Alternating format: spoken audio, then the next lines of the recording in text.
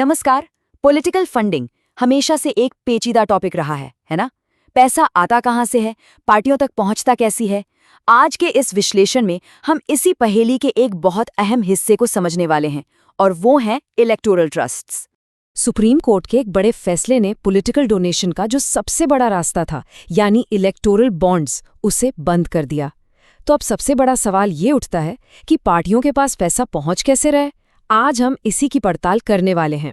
तो सबसे पहले एक बहुत बड़े बदलाव की बात करते हैं जो हाल ही में पॉलिटिकल फंडिंग में देखने को मिला है, और सच कहूं तो ये आंकड़े वाकई चौंकाने वाले हैं। जरा ये देखिए, साल 2023-24 में इलेक्टोरल ट्रस्ट के जरिए लगभग 1218 करोड़ रुपए का चंदा आया।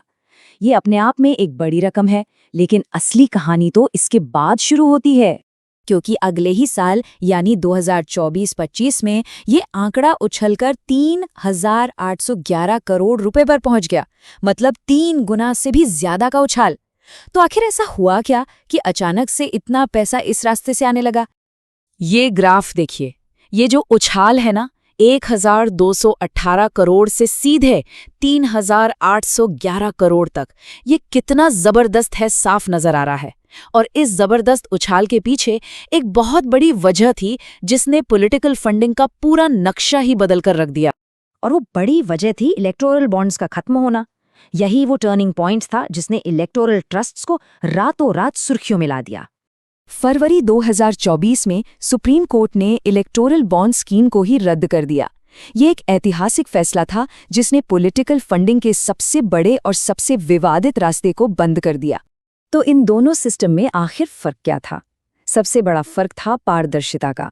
इलेक्टोरल ट्रस्ट्स में दान देने वाले का नाम सबको पता होता है, ये पारदर्शी है, जो कि इलेक्टोरल बॉन्ड्स में ये पहचान पूरी तरह से गुप्त रखी जाती थी। सब कुछ गुमनाम था, और गुमनामी से पारदर्शिता का यही एक बदलाव पूरे खेल को बदलने वाला था। तो अब जब ये साफ हो गया है कि ट्रस्ट्स इतने अहम क्यों हो गए हैं, तो चलिए जरा ये समझते हैं कि ये असल में है क्या चीज़। सीधे शब्दों में कहें तो एक इलेक्टोरल ट्रस्ट एक नॉन प्रॉफिट कंपनी की तरह है। इसका एक ही काम है, कॉरपोरेशंस और लोगों से चंदा लेना और उसे पॉलिटिकल पार्टियों में बांट देना। मतलब ये दानदाताओं और पार्टियों के बीच एक पुल की तरह काम करता है। दिलचस्प बात यह है कि ये ट्रस्ट्स कोई नई चीज नहीं है। इन्हें 2013 में यूपीए सरकार ने शुरू किया था, लेकिन फिर 2018 में एनडीए सरकार इलेक्टोरल बॉन्ड्स ले आई और ट्रस्ट्स लगभग साइडलाइन हो गए। अब बॉन्ड्स के जाने के बाद इनकी एक तरह से घर वापसी हुई है। चलिए अब ये देखते हैं कि इन ट्रस्ट के जरिए पैसा असल में एक जगह से दूसरी जगह जाता कैसे है और इसके नियम कानून क्या हैं।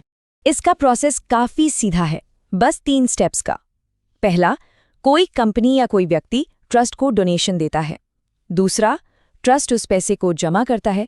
और तीसरा, जो कि सबसे अहम नियम है, ट्रस्ट को उस साल मिले कुल चंदे का कम से कम 95% हिस्सा पॉलिटिकल पार्टियों को देना ही होता है। वो इसे अपने पास नहीं रख सकते। और जैसा हमने पहले बात की थी, यहाँ पारदर्शिता पर बहुत जोर है।